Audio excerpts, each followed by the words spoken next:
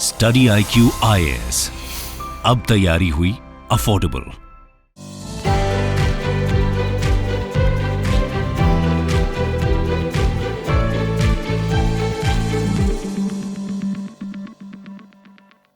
नमस्कार मित्रों, स्वागत है आप सभी का स्टडी IQ में। मैं हूं आपका दोस्त राहुल सायगांवकर। दोस्तों, आज हम लोग एक बहुत ही दिलचस्प विषय पे चर्चा करने वाले हैं, which is connected to education sector in India. I am quite sure कि अगर आपने इस वीडियो का टाइटल देखा है, थंबनेल देखा है, MCQ syndrome, I am quite sure कि आप थोड़ा सा शॉक जरूर हो गए होंगे, सर एग्जैक्टली है क्या। आज हमारी चर्चा चलने वाली है कि किस तरह इंडिया का एग्जामिनेशन पैटर्न इवॉल्व हो रहा है, अलग अलग एग्जामिनेशन में किस तरह MCQ यानी कि मल्टीपल चॉइस क्वेश्चंस के ऊपर फोकस आ रहा है, क्या इंडिया के असेसमेंट फ्रेमवर्क में कोई प्रॉब्लम्स है, इसके ऊपर हमारी डिस्कशन चलने वाली है। आप यहां पे हेडिंग देख सकते हो, how are the MCQ based examinations they are hampering Indian students critical thinking as well as creative thinking. इसी के ऊपर हमारी डिस्कशन होने वाली है। आई एम क्वाइट श्योर कि अगर आप यूपीएससी सिविल सर्विसेज की प्रिपरेशन कर रहे हैं, यू डू अंडरस्टैंड कि हम लोग भी एक MCQ एग्जाम जरूर लिखते हैं, राइट।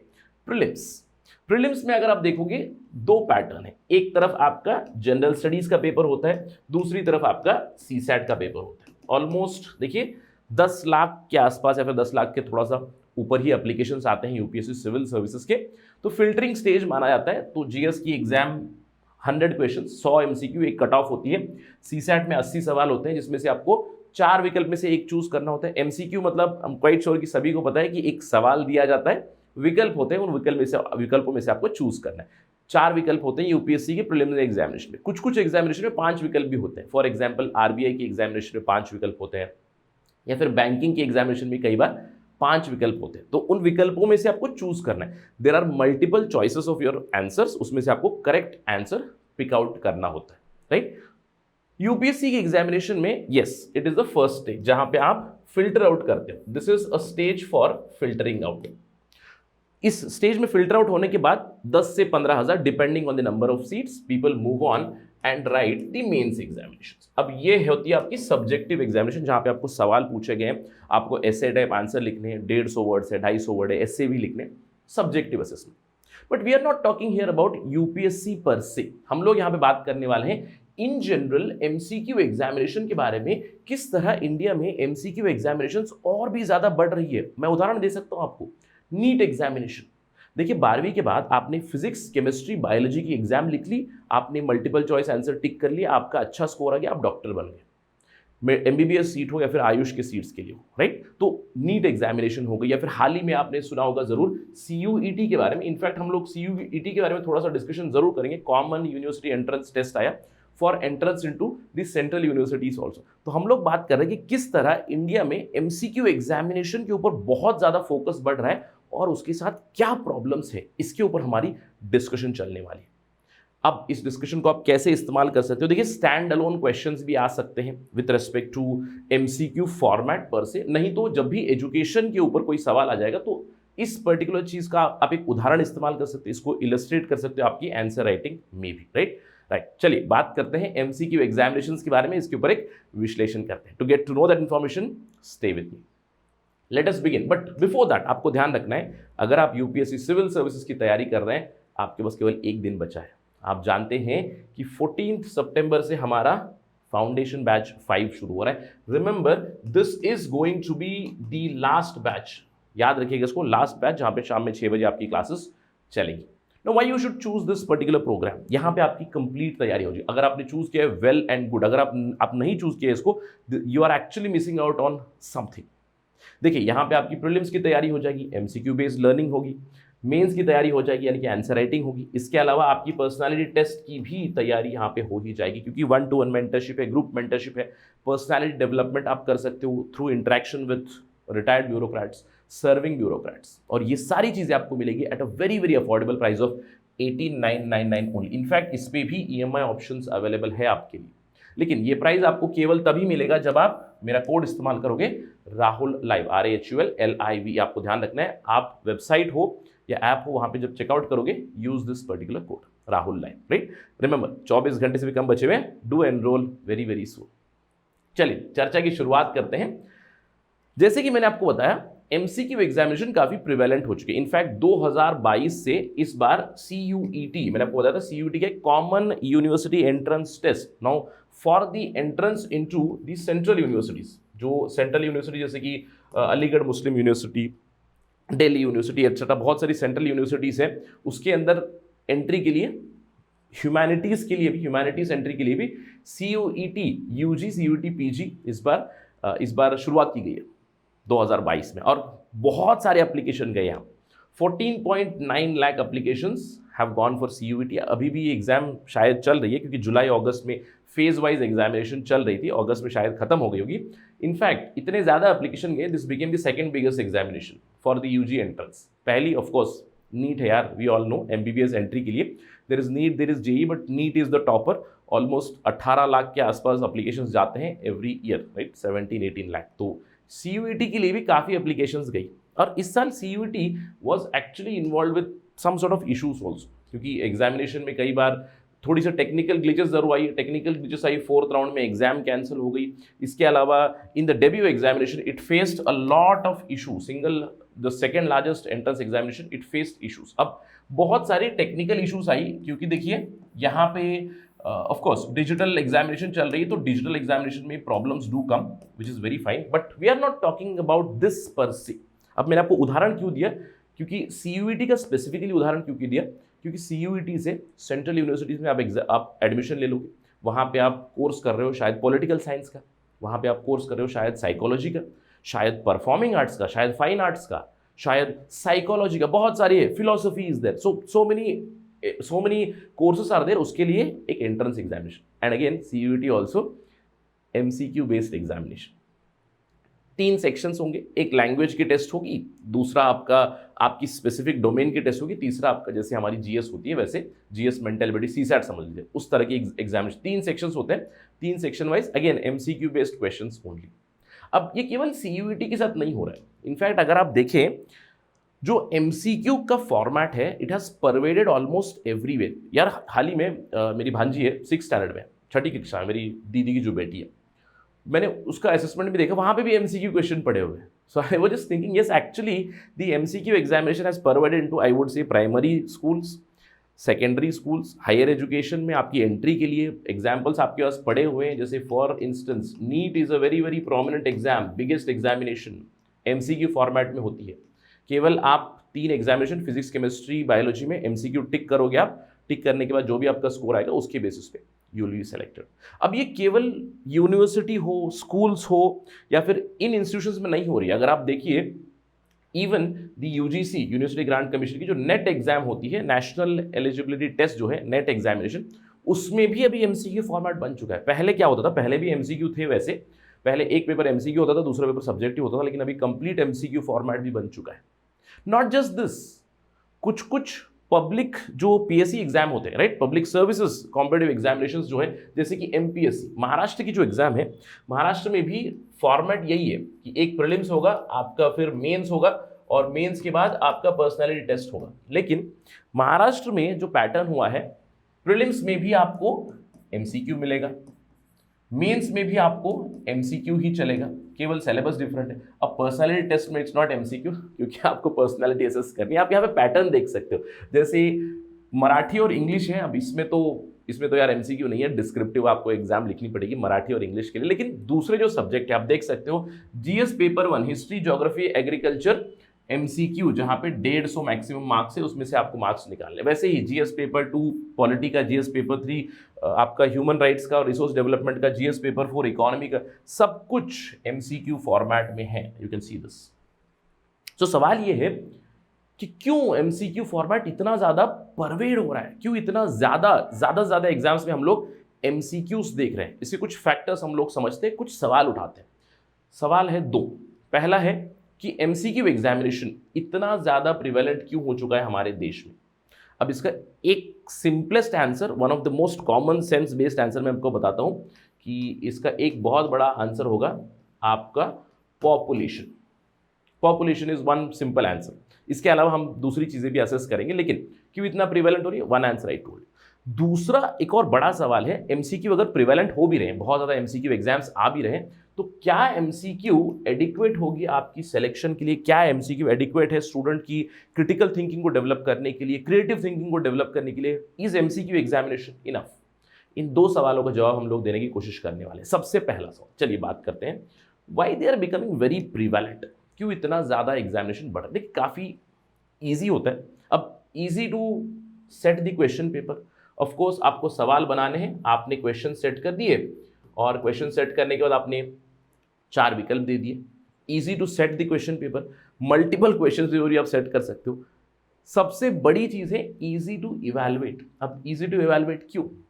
देखिए इवैल्यूएशन कैसे होगी, आप अपनी एक OMR शीट यूज़ करोगे, राइट, जो ऑप्टिकल मार्किंग रिस्पॉन्स शीट होगी, तो उसमें आप अपने गोले लगाओगे और आपका जो शीट रहेगा वो एक मशीन से आएगी, कंप्यूटराइज्ड इवैल्यूएशन होगी, बहुत जल्दी इवैल्यूएशन हो जाएगी। इसीलिए जब 10-10 लाख लोग एप्लीकेशन भर रहे हैं, उसमें से 6-7 लाख एग्जाम लिख रहे हैं, तो इमेजिन कीजिएगा कि इवैल्यूएशन कितनी आसानी से हो रहा है। इसीलिए you can see the efficiency of UPSC. UPSC की जब प्रीलिम्स होती है आजकल, तो यार यूपीएससी रिकॉर्ड पे रिकॉर्ड सेट किए जा रहा है। 15 दिन में रिजल्ट आ जाते हैं, प्रीलिम्स के बाद 15 से 17 दिन में रिजल्ट आ रहे हैं आजकल। क्यों? पेपर से आपके 6 लाख के आसपास क्यों रिजल्ट आ रहे हैं? क्योंकि आप जल्दी से इवैल्यूएट कर पाते हो। This is a very big advantage of it. इसके अलावा डिजिटल मोड भी पॉसिबल है, ऑल्दो यूपीएससी की डिजिटल नहीं होती है, लेकिन आप बहुत सारी एग्जामिनेशंस देखिएगा डिजिटल मोड पॉसिबल है, राइट, क्योंकि आप directly computer based test organise कर सकते हो। इसका मतलब कि आप बहुत सारा पैसा बचा रहे हो, आपका खर्चा कम हो रहा है, लॉजिस्टिकल खर्चा कम है, क्योंकि आपको स्कूल्स में जाके सेट नहीं करना है, कॉलेजेस में जाके सेट नहीं करना है। कहीं पे जहाँ पे भी सेंटर्स हैं, computer based centres in some colleges, in some places you can just go for that particular exam. बहुत ही आसानी से एग्जामिनेशन होती है। इसके अलावा एक बिलीफ भी है कि भैया कंप्यूटराइज्ड है, यानी कि अगर आपने डिजिटल एग्जामिनेशन सेट की है, इसका मतलब ये है कि आपने अपना मैनुअल इंटरवेंशन यहाँ से हटा दिया। अब जब मैनुअल इंटरवेंशन हट जाएगा, इसका मतलब ये कंप्यूटराइज चीज़ है। तो आप बिलीफ सिस्टम ऐसा है कि this is much more transparent, much more efficient, much better, ठीक है। इसके अलावा कुछ और भी चीज़ें, objectivity in the examination, of course ये तो कॉमन सेंस वाली चीज़ है यार कि एमसीक्यू एग्जाम है तो काफ़ी ऑब्जेक्टिव रहेंगे, ऑब्जेक्टिव चीज़ें रहेंगी आपकी, आप सिंपली टिक करना है, ज़्यादा कन्फ्यूजन नहीं रहेगा। इसके बावजूद कई बार कन्फ्यूजन आ जाती है, जब भी एनालिटिकल क्वेश्चन होते हैं तो कई बार यूपीएससी में उन्होंने कन्फ्यूजन देखी है, but in general the exam is very objective. इसके अलावा there is wider coverage of topics. अब ये कैसे? सिंपल उदाहरण मैं आपको दे सकता हूँ, आप अपना ही यूपीएससी सिविल सर्विसेज का ये एग्जाम देख लीजिएगा। प्रीलिम्स में आपने देखा, प्रीलिम्स में आपके कितने सवाल होते हैं? जीएस में आपके सवाल हैं 100 क्वेश्चंस। अब एक पेपर में 100 सवाल आ गए। अब जीएस का एक पेपर आप निकाल के देखिए 20 क्वेश्चन, तो 20 एरियाज को आप असेस कर रहे हो। दूसरी जगह आप 100 एरियाज को असेस करो, 100 एरियाज में भी जो विकल्प आप बनाओगे उसमें भी आप असेस कर ही रहे हो। तो वाइडर कवरेज ऑफ टॉपिक जरूर हो जाता है, although narrow coverage of the concepts, but wider coverage of your syllabus does happen through this particular exam. इसके अलावा मैंने आपको एक चीज़ भी बता दी, ease of why MCQ is becoming very very prevalent. यार लाखों एप्लीकेशंस आते हैं, पॉपुलेशन की वजह से भी एक बहुत ज़्यादा प्रिवेलेंस हो चुकी है। This is why the MCQ culture has grown more and more in India. अब रहा दूसरा सवाल, क्या इस एमसीक्यू कल्चर की वजह से, ग्रोथ ऑफ एमसीक्यू एग्जामिनेशन की वजह से, is it enough for assessing the competency of our students? MCQ examination की वजह से, एक एग्जाम आपने क्लियर कर लिया, से नीट आपने क्लियर कर लिया, आप एमबीबीएस कोर्स के लिए जा रहे हो, तो इज इट इनफ?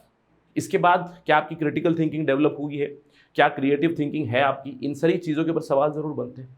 तो कुछ सवाल हैं ओवर द एमसीक्यू फॉर्मेट। सबसे पहले, yes it does address your factual knowledge, क्योंकि फैक्ट बेस्ड क्वेश्चन आ गए, मेमोरी बेस्ड क्वेश्चन आ गए, आप कर सकते हो। कुछ हद तक आप अपनी इंटरप्रिटेशन भी कर सकते हो, जैसे कि सीसैट में आपको डीआई बेस्ड क्वेश्चन आते हैं। डीआई मतलब डेटा इंटरप्रिटेशन के क्वेश्चन आते हैं, इससे आप थोड़ा सा अपने एप्टीट्यूड स्किल्स भी टेस्ट कर सकते हो। डीआई हो गया या फिर रीजनिंग हो गई कुछ हद तक। इसके अलावा कुछ एनालिटिकल एक्सरसाइजेस भी हम लोग कर ही सकते हैं in question paper setting, of course. लेकिन कुछ बड़े बड़े सवाल रह जाते हैं। सबसे पहला सवाल रह जाता है, is it adequate for humanities? जैसे कि हम लोगों ने देखा CUET एग्जामिनेशन के साथ, कॉमन यूनिवर्सिटी एंट्रेंस टेस्ट में एमसीक्यू फॉर्मेट आ रहा है। अब यार फिलोसफी है, समझ लीजिए फिलोसफी में एडमिशन ले रहा है, अब CUET में एमसीक्यू चल रहा है फिलोसफी के ऊपर, does it really make sense? Political science है, साइकोलॉजी है, परफॉर्मिंग आर्ट्स है, फिर फाइन आर्ट्स है, does MCQ really make sense there? तो एक सवाल जरूर आता है, does it really apply to humanities? दूसरा है, will the format work for all logical exercise? Specially समझ लीजिए, अब देखिए एक कॉन्सेप्ट है मैथ्स का। अब मैथ्स में कई बार ऐसा होता है कि आप अलग अलग मेथड से चीज़ों पे अराइव कर जाते हो, कई बार मल्टीपल आंसर्स भी निकल आते हैं, राइट? तो क्या इस चीज़ के लिए एडिक्वेट है एमसीक्यू फॉर्मेट? इसके अलावा is MCQ format adequate for developing students capacity of judgement, for developing students capacity of innovation? In fact चलिए मैं आपको एक चीज़ दिखाता हूँ यहाँ पे, AICTE का परख, आपने जरूर सुना होगा इसको, all India council for technical education की एक असेसमेंट फ्रेमवर्क आई है। इंजीनियरिंग में 4 साल आपकी कंटिन्यूस असेसमेंट चलेगी, जिसका उन्होंने नाम दिया है परख। इंस्टीट्यूशंस इसमें इन्वॉल्व हो सकते हैं, AICTE's student learning assessment portal. अब इस असेसमेंट पोर्टल पे ही यही बताया गया है कि हम लोग क्या क्या असेस करना चाहते हैं in terms of aptitude, in terms of development of student. आप देख सकते हो, yes, physical abilities, mental abilities, integrity, social thinking, values inculcate करना चाहते हैं। यहीं पे एक बहुत बड़ा प्रश्न चिन्ह उठ जाता है कि सोशल थिंकिंग, वैल्यूज। अब आपने बोल दिया कि नहीं सर, वैल्यू बेस्ड क्वेश्चंस हम लोग सेट कर लेंगे, ठीक है, लेकिन एक चीज के ऊपर मैं आपका हाईलाइट लेके जाना चाहूंगा, समथिंग कॉल्ड एज हॉट्स। इसको देखिएगा, HOTS, higher order thinking skills, मतलब problem identification, critical thinking, problem solving ability, innovation, collaboration, communication, entrepreneurial work, team work, क्या ये सारी चीजें हम लोग असेस कर सकते हैं फ्रॉम द एमसीक्यू पैटर्न? ये एक सवाल जरूर रह जाता है।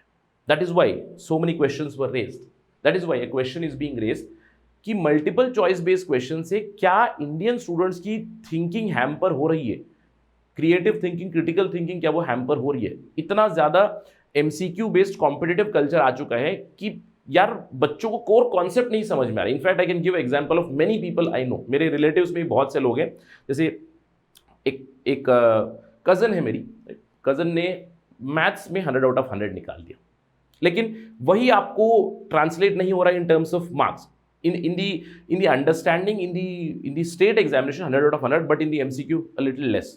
So does it make her less of a student? No, absolutely not.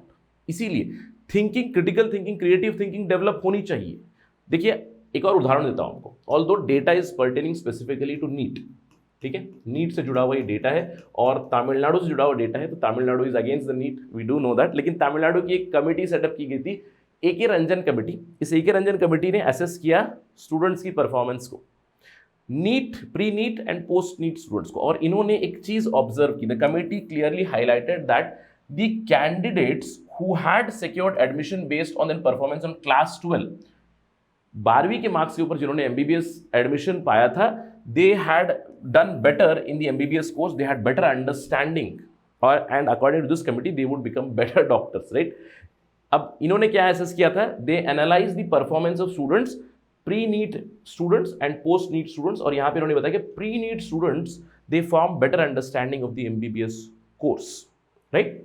अब again it raises the same question, although specific to NEET है, लेकिन जो हम लोगों ने सवाल उठाया CUET से जुड़ा हुआ, इज इट इनफ? परख में हम लोगों ने देखा कि will it be able to develop the HOTS thinking, higher order thinking skills हम लोग डेवलप कर सकते हैं स्टूडेंट्स में। इसके अलावा एक और बहुत बड़ा प्रश्न चिन्ह भी रह जाता है, और वो रह जाता है लक फैक्टर के साथ गेसिंग फैक्टर के साथ, क्योंकि एमसीक्यू में ये बहुत बड़ा रोल भी प्ले करता है, राइट? अब कुछ स्टूडेंट है जिन्होंने जय माता दी करके टिक लगा दिया और सिलेक्शन हो गया।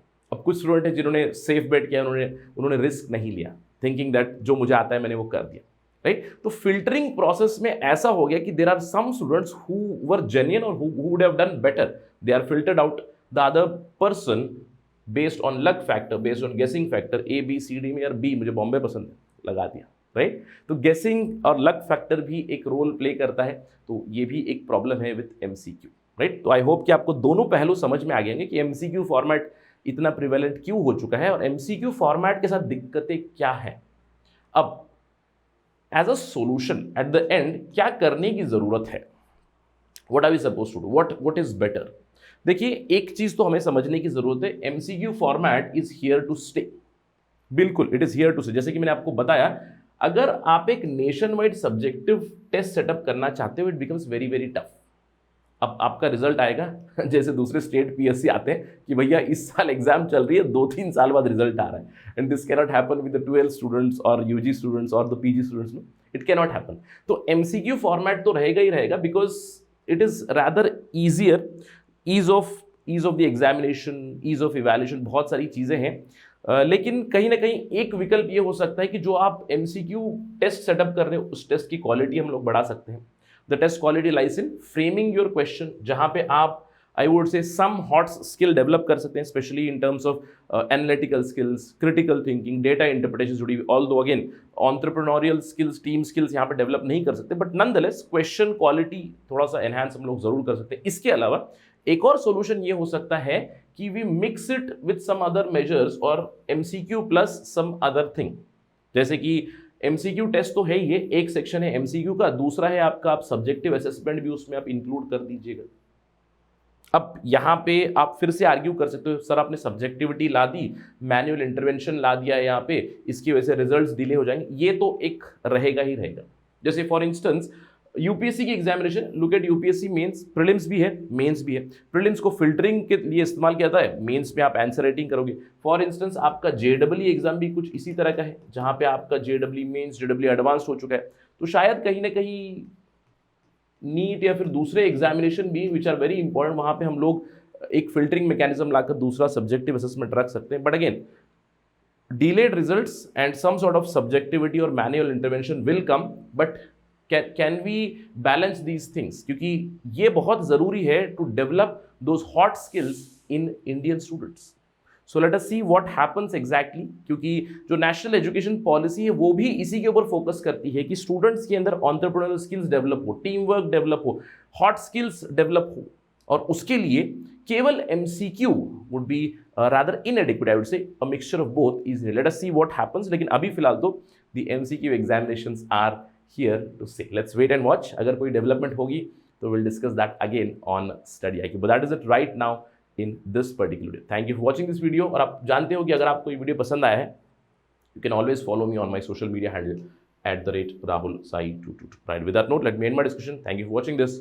Jai Hind. Study IQ IAS, अब तैयारी हुई अफोर्डेबल।